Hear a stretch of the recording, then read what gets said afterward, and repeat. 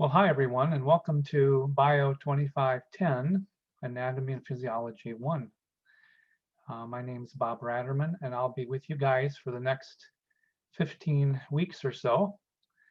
I'm recording this Zoom lecture to sort of take some time for us to take a look at the syllabus, talk a little bit about the course, which is what we would have done had we met face-to-face, but of course we're in times of COVID-19, so we'll be meeting as a class on Wednesdays from 1:15 to 2:30 via this modality, Zoom.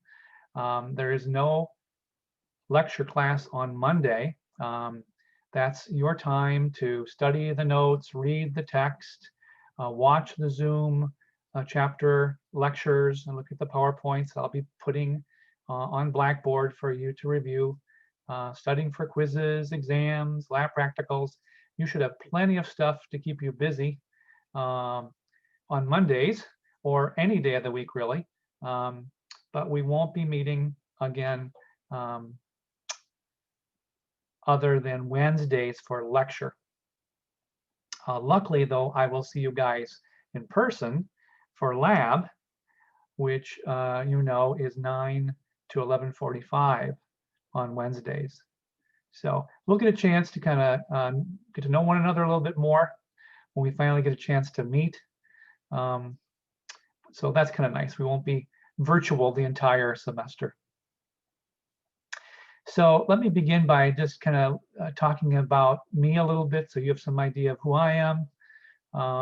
I've been at JCC for a long time. I started teaching right after graduate school. I was born in Iowa. I have some relatives still that live in eastern Iowa along the Mississippi River. I did my undergraduate degree at a small four-year college called Loras College in Dubuque. Got a bachelor's in biology.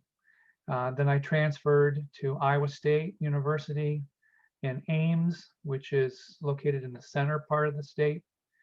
And there I studied in the Department of Zoology and graduated in 1987, the same year that I came to JCC. So I've been here, this is my 34th year teaching, hard to believe. I've taught a lot of different courses in the science curriculum, the biology curriculum here at the college. I've taught Principles of Biology 1 and 2. I've taught Anatomy and Physiology 1 and 2. I've taught microbiology. I've taught health science, zoology, human biology. I teach a tropical biology course with another colleague from the Jamestown campus. And we take a group of students down to Costa Rica and Panama every other spring semester.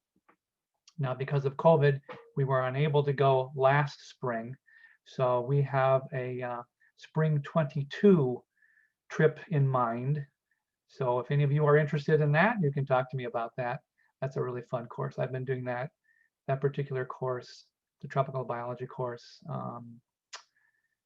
gosh, for almost 20 years. So that's probably my favorite course because that's sort of my field.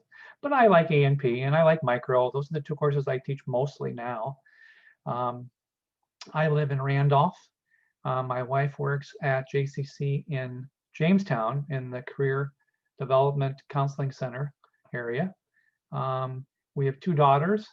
Our oldest, Kelly, is married and has a 2-year-old. She lives in Hamburg and works at HSBC Bank. And our youngest daughter, Leah, went actually through the Occupational Therapy Assistant program on the Jamestown campus and then transferred to Gannon University in Erie, where she got her master's degree in occupational therapy just last May.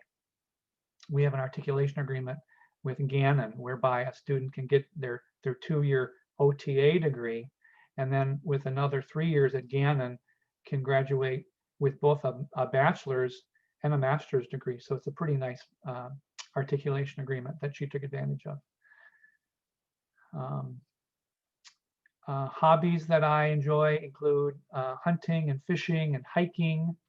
I like photography. I've gotten into photography quite a bit the last few years. I also have 4 beehives. So I am a beekeeper, and that's that kind of a fun hobby. Get to dress up in my little white outfit and get stung a lot of times. But we get honey in the spring and in the fall. And so that's been a really kind of fun learning experience. I've been doing that for probably close to 5 or 6 years. And I'm actually vice president of the Chautauqua County Beekeepers Association. So I get together with some friends every month. We've been doing Zoom meetings, but we have an apiary near the Jamestown Airport with about 10 hives that the club basically runs. And we take people who join the club through the hives. We teach them about how to identify different diseases and different aspects of beekeeping. And so it's been a really, really enjoyable hobby for me. So that's a little bit about myself. And I want to basically now turn to the course syllabus, which I'd like to share with you here on the Zoom. So let me see if I can do that. Okay, hopefully you see the course syllabus, which of course you can copy and print off. It's found in the course shell of the A&P course you're in. So this basically has a lot of housekeeping sorts of topics that we want to just kind of take some time and go through.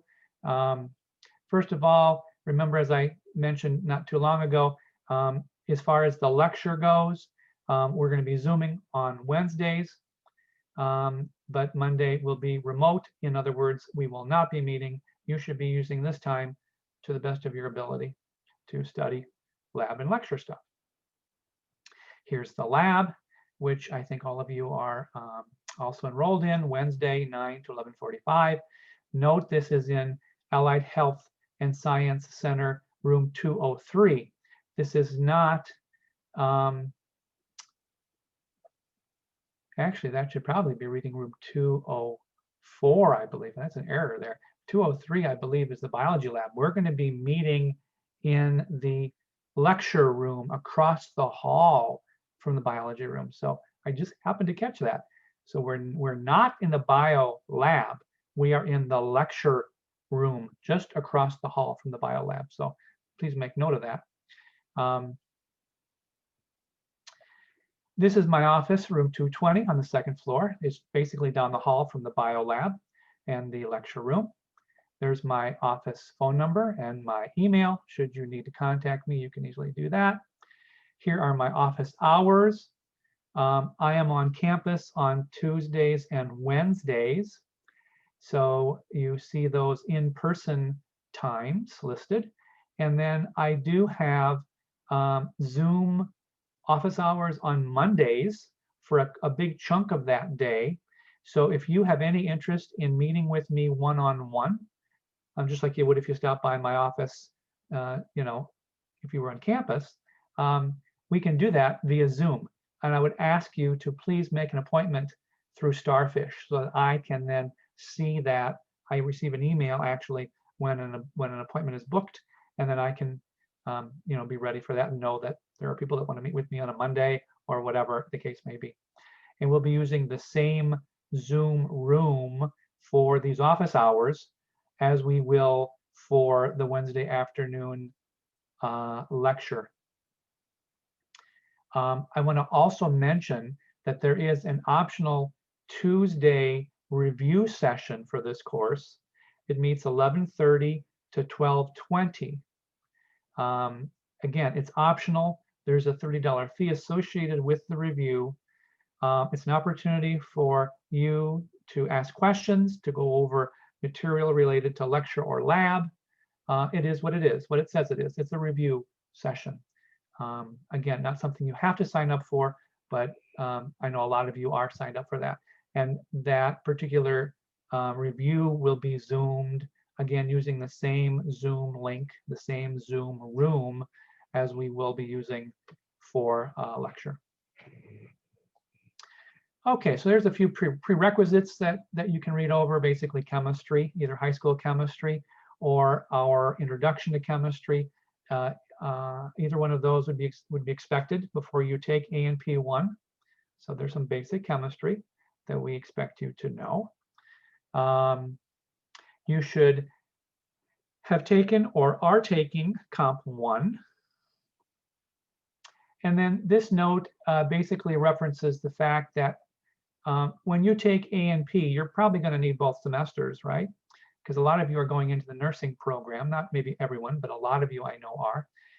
This is simply saying that if you're going to take maybe A&P in the fall at JCC, and then you plan to transfer for whatever reason to another school in the spring, or vice versa.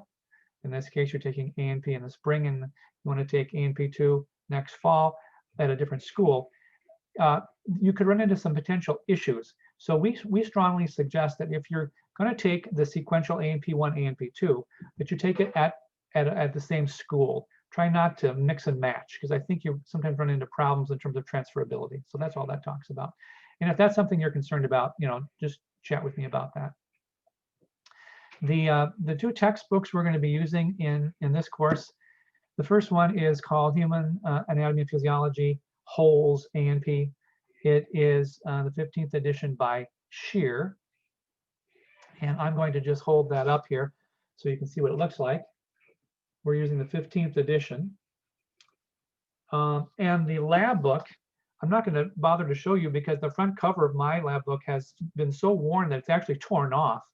But it is a customized version of a lab book that I believe corresponds to the lecture text.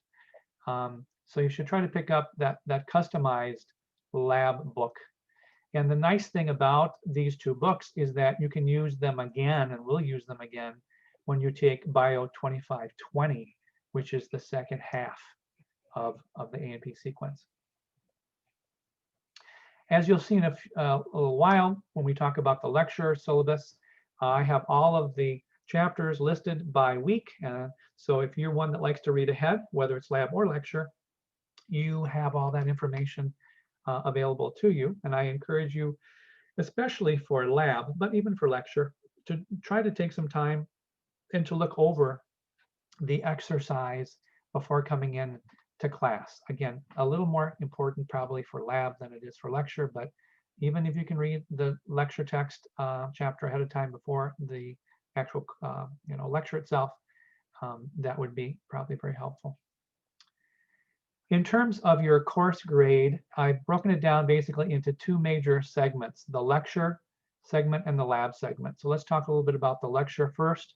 There'll be 4 lecture exams. Now note here that this says they'll be given during lab. Remember, we're meeting in lecture via Zoom. We won't have formal lectures face-to-face, but we will have lab face-to-face. So what we did last fall, and it seemed to work out pretty well, is we took all of the lecture quizzes and the lecture exams in lab. So that has been built into the lab schedule, as you'll see a little bit later. So 4 of these, the format, as it indicates here, consisting of multiple choice, matching, short answer, and usually your choice of some essays. So that's sort of a potpourri of different types of questions you can expect to see for the lecture exams. We're going to be having several lecture quizzes. Again, they're going to be given in lab, okay, at a scheduled date. And we'll be dropping the lowest of those lecture quizzes. There'll be 1 chemistry exam that will cover chapter 2 in the whole Human A&P textbook that I showed you a few moments ago. I am not going to provide a formal lecture to you on chapter 2, but rather you're going to be working on this chapter, reading the chapter, referring to some study objectives, which I'll talk more about a little bit later, as you prepare for this 30-point chemistry exam that we'll be taking on the 10th of February. So that's coming up in a couple weeks. So we'll talk more about that, but just be aware that you can begin anytime looking at chapter 2 and preparing for this 30-point multiple choice chemistry exam. In lab, we've got 3 lab practicals, 6 lab quizzes, and an instructor evaluation. So let's talk about those 3 in that order. First, the lab practical exams are basically big quizzes. They're worth, I think, 50 or 60 points each. And I would just as soon wait and talk to you about that when we get together one-on-one. I can kind of go over this in a little more detail with you, but they're given about a third of the way in, about 2/3 of the way in, and then I think our very last lab at the end of May, middle of May, will be the last lab practical. So they're sprinkled out evenly and cover material that we talk about in lab. This will not include lecture material. This is strictly lab stuff. The same applies for the lab quizzes, only there are going to be 6 of those. So they're going to be almost every other week. We're going to have a lab quiz, a 10-point lab quiz. Again, I would just ask you to wait to get more information about exactly what's going to be on those quizzes when we get together face-to-face on Wednesdays. But I do want you to note that we want to take those quizzes right at the beginning of lab. So please make sure you're there on time. Lab starts at 9. Because if you come in 10, 15 minutes late, you forfeit the right to take the quiz. And I really hate to prevent students from taking quizzes, but we have to take those at the beginning of class. So I'm just asking you, pleading with you to make sure you are there on time. Don't wait to the last minute to find a parking spot, get here and be in class a few minutes early. Always a good thing to do. And as with the lecture quizzes, we're going to be dropping the lowest lab quiz. Then we've got an instructor evaluation worth 20 points, where I look at things like your attendance in class, both lecture and lab. Are you prepared for class? Have you read ahead? Are you familiar with what we're going to be doing, for example, in lab, let's say, that day? Are you engaged? Are you paying attention to what we're talking about? Or are you sitting in the back in the Zoom class, you know, watching videos on your phone or whatever? You know, it becomes real obvious to me real quick who is engaged and who's not engaged. So this is a rather subjective grade, I guess, or points, but I would not call them insignificant. So just please be attentive, be engaged. You're going to have more fun. You're going to learn it. So learn it better if you're engaged in the course. So here's a summary of those points, the lecture points and the lab points. So we've got a total of 430 lecture points, 240 lab points, for a grand total of 670 course points. So what I will be doing at the 6-week grade time, also again at the end of the course, is I'll be tallying up all of your points that you gather in both lecture and lab. And I will, at the end of the semester, see where you fall here in this 3rd column. In terms of the 6-week grade, what I'll do is I will add up your points, divide by the total possible. That'll give me a percentage of total, and that'll correspond to a given grade. Okay. And you can see that generally, if you're achieving 90 to 100% of the total points, that's obviously the A grade. If you're getting less than 60% of the total course points, then you're not passing the course. So again, you can come to this grade schematic, and I would encourage you to keep track of your points. Keep track of your lecture points, keep track of your lab points. Devote a page of your notebook to course points. And when you get the quiz back, you get the practical back, or whatever it may be, put it in there, or put it in your phone, or whatever. Keep track. I'm happy to provide you with your points as well, but I'm a real proponent of you monitoring your progress throughout the course. Okay, so if you want to know where you stand grade-wise at any particular time, all you got to do is tally up your points, divide by the total possible. They'll give you a percentage, and you can see what the corresponding grade is at that particular point in time, that snapshot, if you will, at any point within the semester. A couple important notes here. I'll let you kind of read over those first couple. I think they're pretty self-explanatory. Number 3 is simply saying attendance is really, really important. Especially as pertains to lab. Super important that you're coming to each of those labs and completing those labs. If for any reason you miss a lab, here are some things you need to be mindful of. You need to let me know that you are missing lab. Now, obviously, I'm not going to, if I don't see it there, I know you're not there, but I'm asking you to follow up within 24 hours via email, preferably, why you missed lab and what you plan to do to make that lab up. You must make up the lab. You can't just blow it off and say, not worried about it. It's going to hurt you in the long run if you do that. I expect you to make that lab up. That means coming in on your own time, perhaps, and looking at the slides or reviewing the models or whatever we did for that lab you missed. So we'll need to talk, you and I, about that. But I want all those labs made up within a week. If we wait longer than a week, there's new labs being taught every week. You're going to fall behind. It's not going to be pretty. Believe me, I've been doing this for 34 years. I've seen this happen a million times. Students, if they don't get it done quickly, often don't follow through and complete it. So you're going to be quizzed on this lab stuff. So you really need to make sure you're completing the necessary labs and doing the work for those.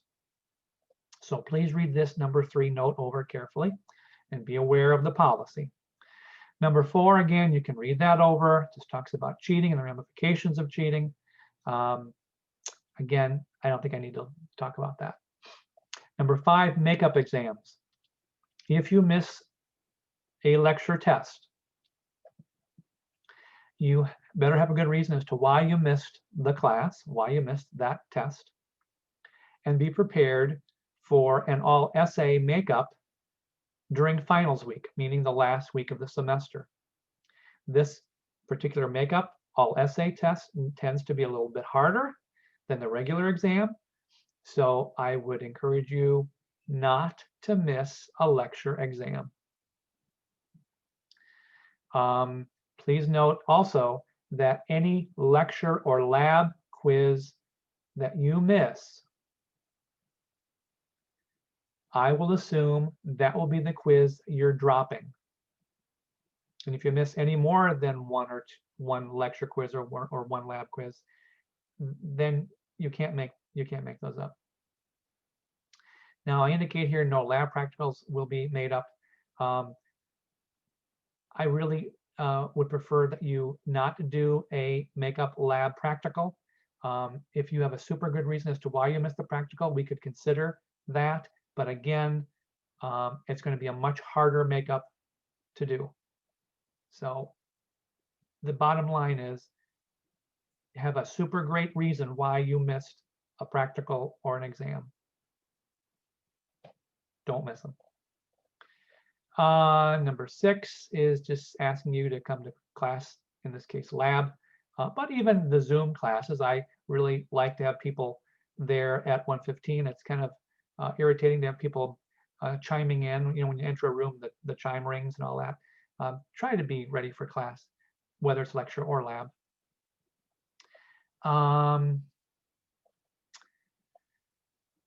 Number 7, you can read over. Number 8 simply says that during class, and I'm specifically talking about lab more than anything else here, I don't want you on your cell phone checking or texting while we have class, while we have lab.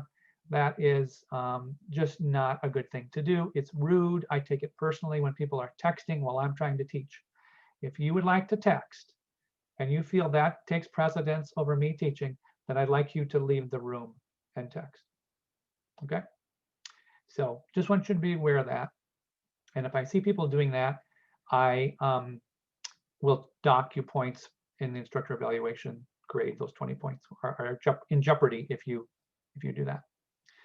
Number 9, you can read that over. Number 10, this gets at an opportunity for you to review lab quiz material or lab practical material in preparation for upcoming evaluations. Okay, so in other words, we normally have lab on Wednesdays, right? And that's when our lab quizzes and our lab practicals are going to be. So we're making attempts at trying to get that room 204, where we're going to be having lab, available to you on Tuesdays. So if you want to come in the day before the quiz or the day before the lab practical, you can review the models, the slides, whatever is going to be on the practical or the quiz. It's optional. You don't have to come, but we like to have an open lab for you to use if you would like to do that.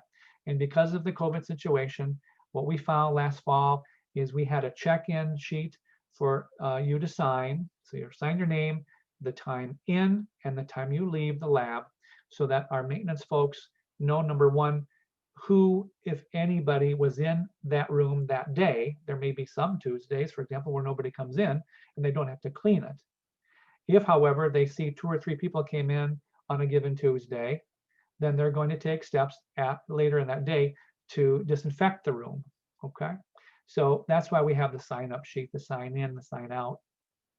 So we'll talk more about that when we get together face to face, but I did want you to know that we are making an attempt to have that room open other than on Wednesdays when we normally get together. Number 11 simply talks a little bit about the quiet study room, which is located right adjacent to our lab room. Remember, this is 204 now we're talking about. We've got several PCs in there. There is a printer. And so if you ever want to, use any PCs in the Allied Health and Science Center, you can go into that quiet study room and use those. They are there for you to use. Blackboard, we'll talk a little bit about that. I'll share some Blackboard stuff with you in a few minutes.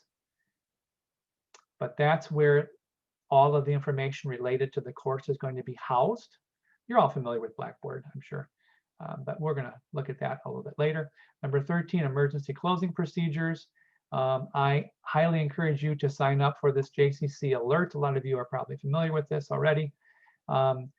This is I think a SUNY site or SUNY affiliated website, whereby if there is a closure of the campus due to snow or ice, or for whatever reason, you can receive an instant text or voicemail, or maybe even an email. As soon as the decision has been made, for example, to close campus due to snow, you would get an instant message on that, rather than having to, go online or turn on the TV and look for the closure listing or what have you. So I really think you all should make use of this JCC alert. It's really a good thing to have. Number 14, late assignment policy. Just remember that if there are any things that you need to turn in by certain due dates, that you get those in there to me by those due dates. I'm not going to accept things late. Number 15 are just some links to the student responsibility statement, academic integrity, and civility statements. You've seen these in your various syllabi, I'm sure, as well, but there are links there that you can take a look at. Number 16, any handouts you need to bring with you. I am not going to be printing them and handing them to you in lab each week. And there will be quite a few different handouts that I'll be talking to you about in Blackboard in a few minutes that you should be printing off and bringing with you. If you don't have the information, how can you perform the lab exercise? All right, so please, please, please make every effort to print these off. My suggestion is take a half hour in the next week print off all the necessary lab-related documents, print them all off at one time, get it done in one fell swoop. And there is a 3-hole punch I can give you at school, and then you can put those into a small little cheap binder and bring that with you to lab each week, and you are golden for the entire course. If you try to print these off week by week, I can guarantee you there'll be no paper in the printer in the room, next door, the quiet lounge, because you think you can get there at 8:45 and get that printed off for lab at 9. Don't do it, because it won't work. There will be times when no paper, the printer's jammed, the internet's down, you name it, it'll happen. So take some time now, get that printed off, put it together in a binder, bring it each week, you're good. Number 17 is just going over the fact that we have, of course, our library in the LLAC building. The Learning Center is housed there.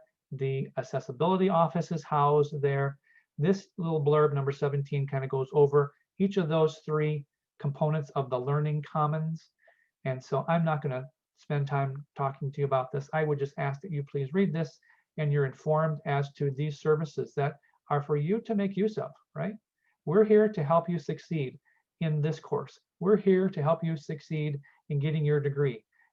We can do only so much. You need to take advantage of these opportunities too. So check that out.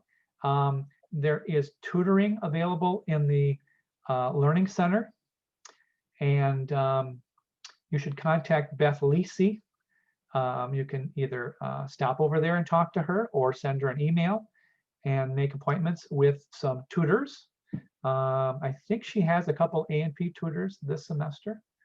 And of course, we have office hours. We have the review session as well, so you can ask me questions. So there's ample opportunity for answers to questions. So again, I'll ask you to just kind of look that over. Here's Starfish, a little blurb about Starfish.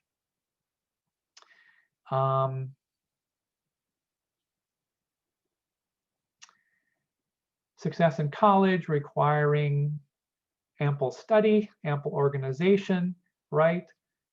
You've certainly begun to learn that. You're in your 2nd semester or more here at JCC. So just remember that while it involves a lot of work on your part, there are lots of folks here that are here to help you on your journey here at the college too. Number 20. Here's a little incentive I like to dangle in front of you here. If going into the 4th lecture exam, after having taken the 3rd lab practical, if you have 90% or more of the total course points, excluding the extra credit paper, you will be exempt from having to take the 4th exam, and you'll get an A for Bio 2510. So this is something to be mindful of, something to shoot for. And every semester, I have a couple of students who take advantage of this special incentive. So I would encourage you to give some thought to that. Extra credit. There is an optional extra credit research paper worth 25 points. So this is above and beyond the course points. This is icing on the cake, so to speak. The stipulation that I have for this extra credit paper is that the topic must consist of something covered in A&P 1. Okay, please remember that. It must pertain to a topic covered in this course. You will want to choose a topic that you're interested in, number 1, because that's what you're going to have more fun writing, something that you want to learn about, right? That you have wanted to learn about for a long time, let's say, or maybe we talk a little bit about it in the lecture and you're thinking, well, I'd like to check into that more. That's a good way to choose a topic. I will throw out suggestions as the semester proceeds as well. But don't come to me and say, what should I write my extra credit paper about? I'm not going to assign you a topic. You need to come up with a topic. I'm happy to talk to you about that. We can brainstorm together. That's fine. But you should give some thought to this. And you got to make sure that this is a college level research paper. You've got to go above and beyond the information presented in class or in the textbook. You got to do some digging. This is something that should be akin to a college or university level paper. That means proper spelling, proper sentence structure, proper punctuation, and so forth. So I'm going to be looking for that. Now, there are folks in the Learning Center that will help you with this if you need any help, or will proofread it for you after you've written it. We'll go over it with you to catch those grammar errors or whatever the case may be. And you know who you are, right? If you've had issues with grammar or punctuation, don't magically think they're going to disappear. You got to work on that, right? It takes time to learn how to write well. So get that paper proofread before you turn it into me. Minimum of 5 sources, with no more than 4 electronic sources. So I would really like to have at least 1 hard copy source of some sort. That could be from your textbook, that could be from a magazine, it could be from another book in the library. So I really don't want all the sources to be online. If we can help it, I'd like you to try to get, if you can, 1 hard copy source. Now, this is minimum. You can have 10 sources if you want. You gotta have at least 5. Any sources that you do use, be they online or hard copy, I would like that information that you use to help you write the paper. I want you to photocopy that particular section of the article and highlight it so that I know you're not plagiarizing. Okay, so be aware of that. You need to okay your topic with me by the 21st of April, with the paper being due, I think, about 2 weeks later on May 5th. That gives me enough time to read them and correct them before the end of the semester. And I would prefer that you bring a hard copy with you to lab, okay, as opposed to you emailing me your paper. And remember, no papers accepted after May 5th. If you have any questions on that, we can certainly talk about that. How to succeed in A&P. Well, this course has quite a reputation. It's considered a weed out course in many institutions, whether it's for nursing or pre-med, pre-vet, whatever the case may be. Some allied health career obviously requires A&P. And it is a challenging course. There's no question about it. There's a lot of information that you need to digest and regurgitate in a relatively short period of time. We basically cover half of the organ systems in A&P 1 and the other half of the organ systems in A&P 2. So in a matter of 30 to 32 weeks, you're covering 11 organ systems. That's a lot of information.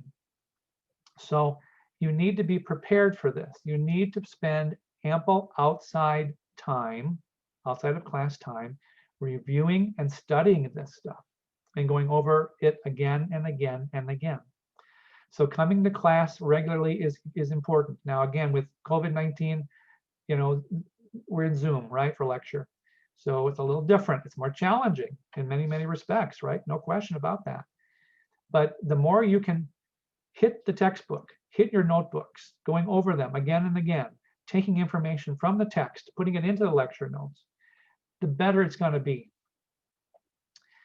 I used to take lecture notes in blue pen, and then I'd go home that evening and I'd read over the chapter that the professor was lecturing on, okay? And I would use a different color ink, usually red ink, and I would go into chapter 15 and I would read over what he or she lectured on that day. And then in my notebook, I would supplement the lecture notes with the textbook notes, if you will, so that when I studied for my quiz or my exam, I had the blue instructor notes and I had the red ancillary supportive textbook notes. The key in doing that is to make sure you give enough spacing between major topics in lecture while you're in class, so that when you go home at night, you're not crunching all of the textbook information in a very limited small space within your notebook. It's something you'll learn to do as you do it. But personally, that was what I found really, really worked well for me. Other students highlighted within the textbook. Everybody's got their own technique. My daughter was the queen of note cards, my OTA daughter, right? She had a stack of note cards that grew exponentially as the course went on. It wasn't just A&P, but a lot of her OTA courses. So, you know, note cards can be a great way to review. They take a ton of time to make up, ton of time, but they can be a really good investment. And time management is just super critical in any college course, right? How you spend your time, how constructively you're utilizing that time is the difference between an A and a B, or a B and an F, right? It really, really boils down to, am I putting enough effort in? Am I putting enough time in to succeed? It's like any relationship. The more effort and time you put in, the more you're going to get out from that relationship, whether it's a course, a person, a job. It's really not rocket science. If you don't put much effort in, you're not going to get much out. And as I know, for many of you wanting to go into nursing, you want to have yourself a good A&P knowledge base from which to build. It's absolutely critical. So when I hear of students who are taking 18 credit hours and working 40 hours a week and have 2 toddlers at home, I am in awe of their ability to hold all that together. In fact, I think it's super tough to do that. I see sometimes students who bite off much more than they can chew. You know, they're taking, again, 18 hours, working full time, 2 kids at home, and you know, it's just unsustainable. It truly, truly is, and wanting to get A's in all their courses. So you have to be realistic with yourself. You really, really do. This is a course that you have to spend a lot of time outside of class reviewing the material. This is not an introductory psychology course. I'm not picking on psych. I love psych. But let's understand that that type of course often lends itself to being able to come to class, taking the notes, and doing quite well on the exams or quizzes. You don't even have to open up the book. I mean, you know, that's what I hear from students. A&P is not like that at all. So do not think it will be an easy road. It will be a challenging road for many of you. And you want to start off on a good note. You don't want to dig yourself into a hole that you can't come out of. So keep up with your notes, keep up with the lecture notes, keep up with review of lab stuff. Be able to put ample time into the course. It is super, super critical. Okay, so again, you can look over some of these topics here. Having virtual study groups can be kind of fun. It means getting together, you taking the initiative to study with 2 or 3 other people. Now you can also get together during that open day in a lab, although we got to make sure we're socially distancing, but you could review in a small group for the lab quizzes or lab exams, or come in and study lecture stuff. That's all fine too. So there is the physical ability for you to get together with people, but we again want to be mindful of the 6-foot social distance thing, right? Don't be afraid to ask questions, whether it's lab or lecture. I am not an expert. I don't know everything there is to know about A&P, but I will certainly do my best to answer your questions. If I don't know the answer, I'll try to find out the answer. So again, you can look these over. I'm going to stop this particular Zoom presentation, and when we come back, we'll talk about the lecture and the lab and talk more about Blackboard. So I'll end that. First Zoom class now.